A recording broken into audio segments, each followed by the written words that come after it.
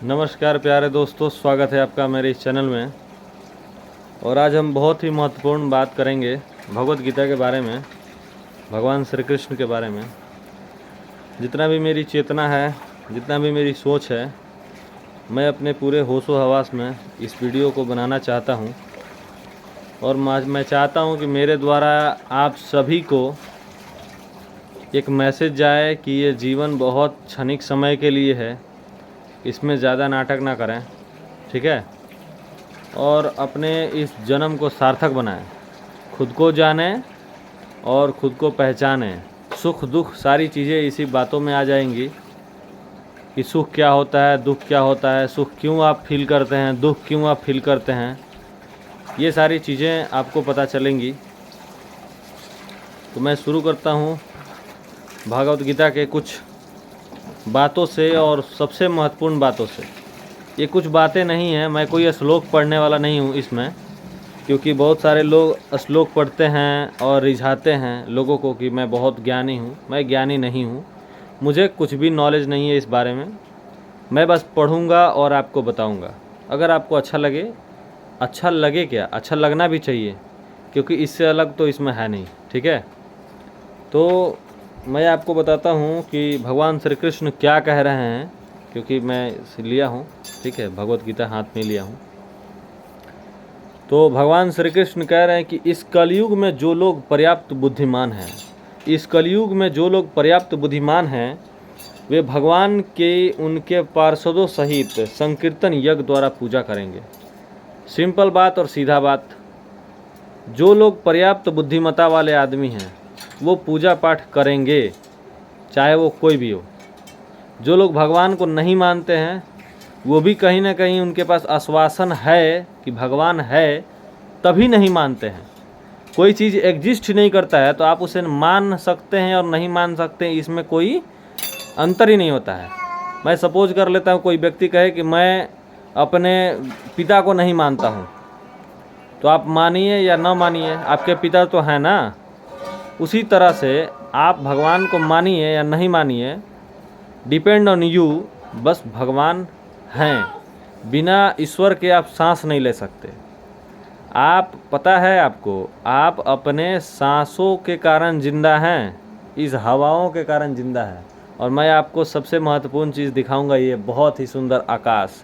ये आकाश इतना सुंदर अभी मैं देख पा रहा हूँ कि मैं क्या बताऊँ। इतना मनमोहक है, इतना खूबसूरत है, जिसका कोई जवाब नहीं है। मैं वीडियो बना रहा हूँ आप लोगों के लिए और ख़ुद के लिए भी, कि मैं ख़ुद को भी कभी देख सकूँ कि बोलते हुए मैं कैसा लगता हूँ। और सबसे महत्वपूर्ण चीज़ भगवान श्री कृष्ण के बारे में आप लोगों को मैं बताऊँ कि आप लोग भी इससे प्रेरित होइए और देखिए, पढ़िए और सुनिए। धृतराष्ट्र कहते हैं संजय से कि धर्म भूमि कुरुक्षेत्र में युद्ध की इच्छा से एकत्र हुए मेरे तथा पांडु के पुत्रों ने क्या किया। ये बातें हो रही थी धृतराष्ट्र और संजय के बीच में, वो भी कुरुक्षेत्र के बारे में, जहाँ पे युद्ध होने वाला था। अभी युद्ध शुरू हुआ नहीं था, उसी बीच में बात होती है। भगवान श्री कृष्ण कहते हैं कि जिस प्रकार मनुष्य पुराने वस्त्रों को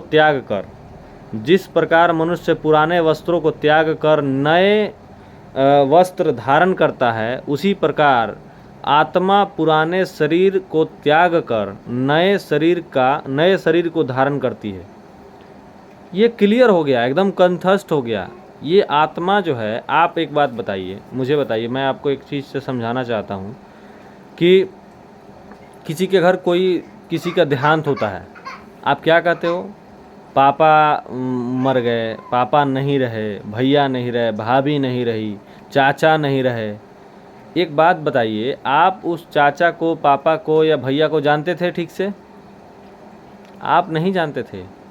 नहीं रहे का मतलब वो चले गए। भाई चले गए, कोई व्यक्ति है तभी तो चला गया, कोई नहीं होता तो जाता कौन?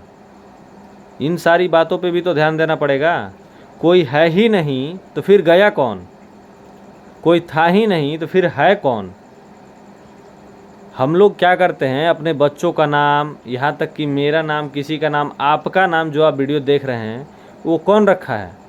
कोई दूसरा नाम रखा है ना आपका। आपने तो खुद जन्म के साथ में नाम लेके तो नहीं आया है, तो कोई और नाम आपको दिया है। अभी के लिए मैं आपका नाम अगर ले लूँ, छीन लूँ मैं आपका नाम, तो आपका नाम क्या होगा?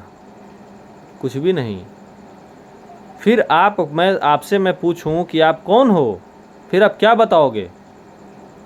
फिर आप सोचने पे मजबूर हो जाओगे कि मैं हूँ कौन। बस इसी चीज़ को भगवत गीता कहती है कि आप ही ईश्वर हो, आप ही परमात्मा हो। क्योंकि बूंद परमात्मा, बूंद सागर में गिरे या सागर बूंद में समा जाए, बात तो एक ही है ना।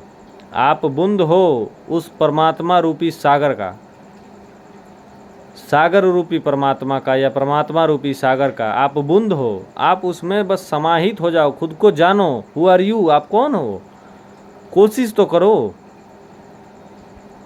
क्योंकि आपके मन में इतना भर दिया गया है कि आप रोहित हो, आप ये हो, आप संजय हो, आप ये हो, आप धृतराष्ट्र हो, आप अर्जुन हो। ये सारी चीज़ें इतने इतने इतने बचपन से भर दिया गया है कि आप खुद को ही खुद मानना शुरू कर देते हैं। एक शब्द है, एक वेवलेंथ है। एक सपोज कर लेते, एक संजय किसी लड़के का नाम है, वो वेवलेंथ है और कुछ है थोड़ी। आप मुंह से बोल रहे हैं ना संजय। संजय आपके वर्ड में क्यों आ रहा है? क्योंकि आपको स क ख ग घ पढ़ाया गया है, उसमें स आता है। ये सारी चीज़ें एक तरह की इमेजिनेशन है। तो आप समझिए चीज़ों को। मैं फिर से गीता में आ रहा हूँ, मैं फिर से भगवत गीता के पास आ रहा हूँ कि जिस प्रकार पुराने वस्त्रों को त्याग कर नए वस्त्र धारण किया जाता है, उसी प्रकार आत्मा पुराने शरीर को त्याग कर नए और नवीन शरीर को धारण करती है। प्रत्येक व्यक्ति इस भौतिक शरीर रूपी रथ पे आरूढ़ है और बुद्धि इसका सारथी है। मन लगाम है तथा इंद्रियां घोड़े हैं।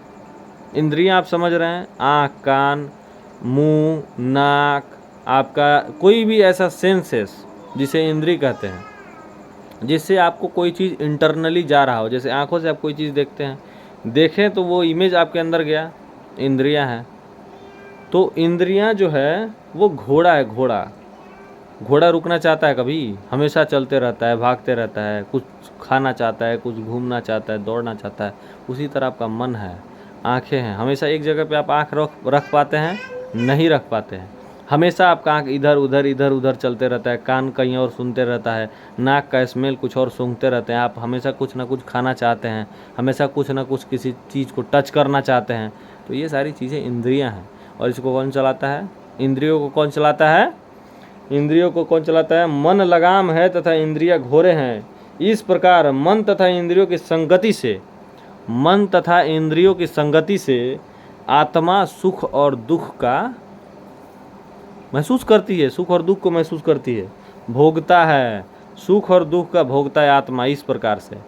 ठीक है, आपके इंद्रियों के द्वारा आत्मा बुद्धि से एनालिसिस करेगी और मन से ये सारी चीज़ें करवाएंगी। और अगर आपको दुख पहुंचा तो ये इंद्रियों के द्वारा उसको दुख पहुंचेगा। इसीलिए लोग कहते हैं मेरा आत्मा रो रहा है। भाई, आपने गलत जगह पे इंद्रियों को लगा दोगे तो आत्मा नहीं रोएगा। सपोज कीजिए ना, आप गलत जगह पे फ़ोन लगा दोगे, कोई गाली देगा तो आप ही को सुनाई देगा ना। तो आप क्या कहोगे कि गलत जगह पे फ़ोन लगा दिए हैं। उसी तरह से अपने इंद्रियों को गलत जगह पे यूज करोगे तो आपके आत्मा को तकलीफ़ पहुंचेगा ना। फिर समझने की इसमें क्या बात है? बस यही ख़त्म है। इतना ही से आपका जीवन ख़त्म हो जाएगा। अगर इतना ही चीज़ों को आपने रोक लिया, संभाल लिया, तो फिर जीवन शुरू होगा। फिर वहीं से जीवन आपका जन्म होगा। जीवन शुरू नहीं होगा मेरे दोस्त। किसी का जन्म लेते हुए नहीं हो जाता है। मैंने बहुत लोगों को देखा है कि 80-80, 90-90 साल के उम्र के हो गए हैं, उन लोगों का आज तक जन्म ही नहीं हुआ है। वो अभी भी बच्चा ही हैं। हो सकता है बच्चा कहना गलत है, वो गर्भ में ही है, अभी भी पेट में ही है माँ के। भले ही वो बुजुर्ग हो गए, मरने के अंतिम चरणों में चल रहे हैं, अभी भी वो गर्भ में है। बहुत सारे लोग हैं ऐसे, बहुत सारे लोग। तो मेरा कहने का तात्पर्य है कि आप सोचिएगा तभी समझ में आएगा कि क्या हम कह रहे हैं और आपका जीवन क्या है, आप किस लिए जन्म लिए हैं। समझना चाहिए आपको।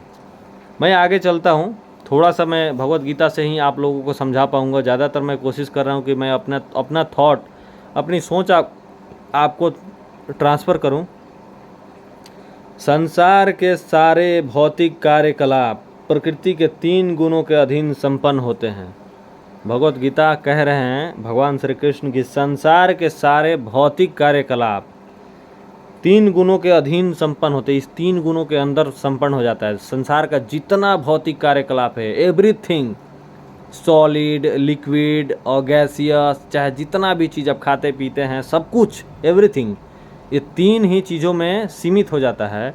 वो कौन कौन सा है? यद्यपि प्रकृति के 3 गुण परमेश्वर कृष्ण से उद्भूत हैं, भगवान श्री कृष्ण से ही ये तीनों गुण निकले हुए हैं, फिर भी भगवान कृष्ण उनके अधीन नहीं होते। भगवान कृष्ण जिससे कोई जन्मेगा, जिसने खुद ही इस पूरे ब्रह्मांड को बना के रखा है, वो क्यों इसमें फंसेंगे? ये सारी चीज़ें हैं ना। कम बुद्धि वाले व्यक्ति देवताओं से अनुग्रह पाने की आशा करते हैं। जो कम बुद्धि वाले होते हैं, छोटे बुद्धि वाले, वो देवताओं से यज्ञ कर लिए, छोटा सा कुछ कर लिए, भगवान से ले लिए, इनसे ले लिए, उस पीर फकीर मौलाना के पास पहुंच गए, इनके पास पहुंच गए, कोई छोटा सा कहीं पे कोई एथी लगाया है, ईंटा पत्थर रख दिया है, वहाँ पे कोई भगवान का नाम रखा गया, वहाँ पे पूजा पाठ करना शुरू कर दिए।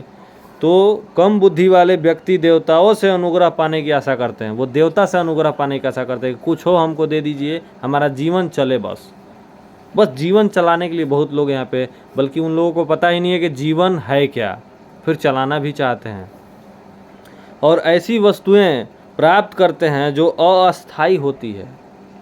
अस्थाई वस्तुएं क्या करेंगे आप? ख़त्म हो जाएगी एक दिन और मृत्यु के समय समाप्त हो जाती है। वास्तव में ये सारे लाभ भगवान द्वारा ही प्रदान किए जाते हैं। ये सारी चीज़ें, गाड़ी, घर, बंगला, ये टोपी, ये कपड़े, ये जो है सो कि ये गंजी हैं, ये मैं एक चैन पहना हूँ, वो चैन, ये सब मिट्टी से निकला है मेरे दोस्त। ये पेड़ से बना है, ये मिट्टी से निकल के बना है। अब मैं ये खुद के लिए भी नहीं पहनता हूँ, इसके बारे में मैं कभी बात करूँगा। ये सारी चीज़ें सब कुछ मिट्टी से है। मिट्टी का वैल्यू सोने से ज़्यादा होना चाहिए इस पूरे धरती पे, क्योंकि मिट्टी खुद ब खुद जिंदा है, वो जीवन है उसके अंदर। लेकिन सोने से जीवन है क्या? सोने में आप कोई चीज़ उगा सकते हैं क्या? सोने में कोई जीवन है? 500 क्विंटल सोना लाके क्या उसमें आप एक चावल का दाना उगा सकते हैं? नहीं उगा सकते। मिट्टी में एक चावल का दाना डाल दीजिए, 10 चावल निकल के आएगा उसमें से। आप क्यों नहीं समझ रहे हैं? मिट्टी ही सबसे महंगा यहाँ पे पदार्थ है। सबसे महंगा कोई चीज़ होना चाहिए तो वो मिट्टी होना चाहिए। हम बिहार से बिलोंग करते हैं और मेरे सब्सक्राइबर्स जो हैं वो बिहार से ही हैं, 126 सब्सक्राइबर्स हैं।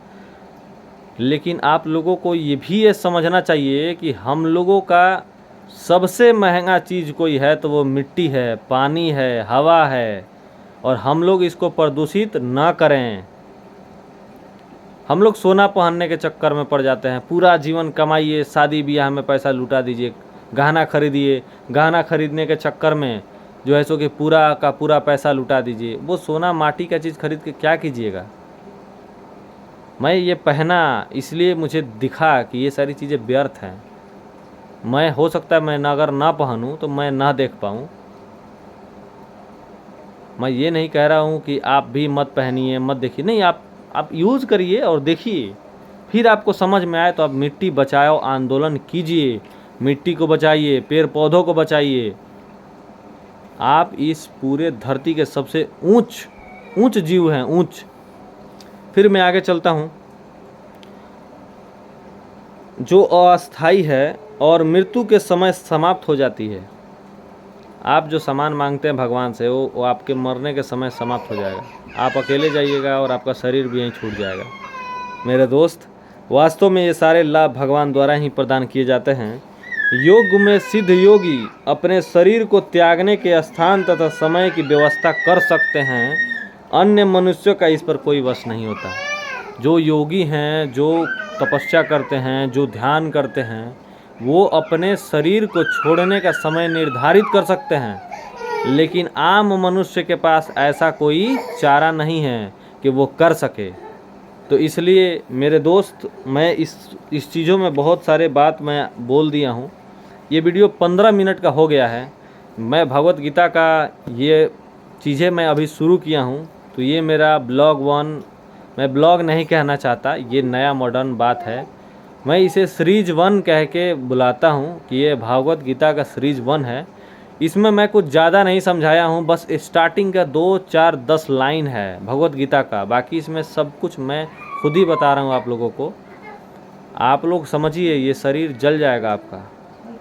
जो भी देख रहे हो, अगर यहाँ पे जो भी धर्म है हम लोगों का, बहुत सारे लोगों का अलग अलग धर्म है। मैं हिंदू धर्म से बिलोंग करता हूँ और सनातनी हूँ मैं, मुझे पता है कि हिंदू क्या होता है।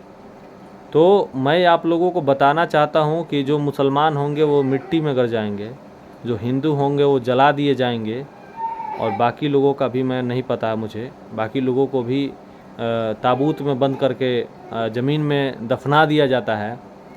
तो आप बस उतना के लिए मत बनिए, आप अपने धर्म का किताब पढ़िए, और बिना पढ़े आप किसी चीज़ पे विश्वास मत कीजिए। और मैं ये भी कहूँगा कि आप कभी भी विश्वास मत कीजिए किसी भी चीज़ पे, बिना देखे, बिना महसूस किए और बिना सुने कभी भी विश्वास मत कीजिए अपने कानों से। ये भगवत गीता का एक सीरीज है, मैं इसमें आप लोगों को एक ओवरव्यू कर देता हूँ। इसमें ये कह रहे हैं भगवान श्री कृष्ण सबसे पहले कि आपका ये शरीर ये नश्वर है, एक दिन ख़त्म हो जाएगा।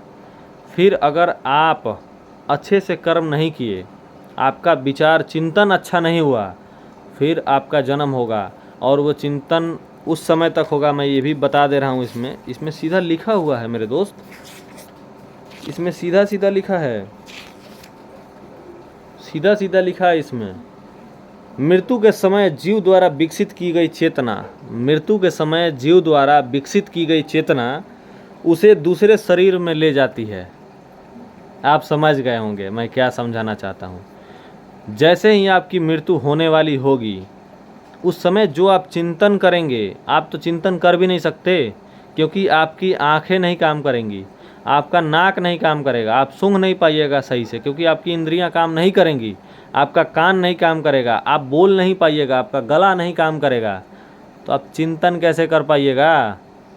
फिर आप एक बंद पिंजड़े के चिड़िया हो जाइएगा। चिड़िया तो बोल भी लेती है, आप बिल्कुल सुस्त हो जाइएगा, और आप वही सोचिएगा जो आप जीवन भर सोचे हैं, वही विचार आपके अंदर चलेंगे जो पूरे जीवन भर आपने सोचा है, देखा है, किया है। इसीलिए आप फिर से फंस जाइएगा इस जीवन और मरण के चक्र में। बहुत आसान है समझना, फिर से आप फंस जाइएगा। इसीलिए आप अपने कर्म को अच्छा कीजिए, आप अपने विचारों को अच्छा कीजिए, क्योंकि कर्म अच्छा कीजिएगा, बिना अच्छा विचार के आप अच्छा कर्म कर ही नहीं सकते। इसीलिए आप अच्छा सोचिए और फिर अच्छा करिए, और भगवान का नाम लीजिए। हरे कृष्ण कृष्ण कृष्ण हरे हरे, हरे राम राम राम हरे हरे। आप अपने को खुद को टाइम दीजिए।